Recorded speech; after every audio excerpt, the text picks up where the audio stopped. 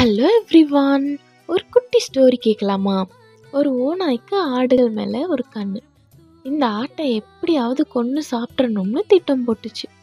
அந்த பிளானை எக்ஸிக்யூட் பண்ணுறதுக்கு ஓநாய்க்கு ஆட்டுத்தோலும் கிடச்சிது. அந்த ஆட்டுத்தோலை போத்திக்கிட்டு ஆடுகளோட ஆடுகளாக கலந்து ஆட்டுக்கிடைக்கு போயிடலாம்னு பிளான் போட்டு ஒரு நாள் நைட்டு ஆட்டுக்கிடைக்கும் ரீச் ஆயிடுச்சு ஓநாய். அன்னைக்கு நைட்டு அந்த முதலாளியோட வீட்டில் நடக்க இருந்த விருந்துக்கு ஆட்டு மேய்ப்பன்ட்ட சொல்லி ஒரு கொழுத்த ஆட்டை பிடிச்சிட்டு வான்னு சொன்னாங்க. எதிர்பாராத விதமாக மேய்ப்பன் ஓநாயையே தூக்கிட்டான்.